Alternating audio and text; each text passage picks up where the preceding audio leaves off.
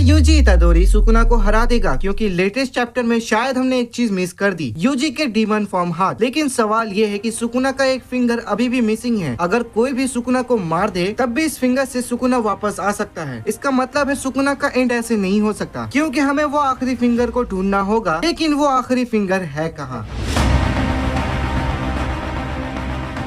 Chapter 222 Sukuna बताता है वो फिंगर गोजो के पास है काफी वक्त से। वो इस फिंगर से एग्जीक्यूशन को डिले करना चाहता है। तो क्या सच में सुकुना जो कह रहा है वो सच है? क्योंकि अगर गोजो उस फिंगर को अपने पास रखता तो वो कभी प्रिज्म रेल में कैदी नहीं हो पाता, क्योंकि एक बार में एक ही पर्सन को प्रिज्म रेल में कैद किया जा सकता है। तो अगर वो फिंगर गोजो के पास होता तो वो कभी कैदी नहीं हो पाता, क्योंकि एक तरीके से वो फिंगर सुकुना ही है, जिस वजह से प्रिज्म रेल गोजो को कैदी नहीं कर पाता। पर सबने अभी एनीमे और मांगा में देखा है कि गोजो प्रिज्म रेल में कैद हो चुका है, जिससे ये क्लियर होता है कि गोजो के पास वो फिंगर नहीं है। लेकिन फिर भी एक सवाल आता है कि गोजो ने उस फिंगर को कहीं छुपा दिया होगा। हाँ, ये सही भी है, लेकिन अगर ऐसा होता तो कैसे न कैसे केंजाकू उस फिंगर को ढूंढ लेता, क्योंकि केंजाकू ने जुजुत्सु हाई से भी फिंगर को निकाला है। तो अब हम फिर से वहीं आ चुके हैं कि आखिर वो फिंगर है।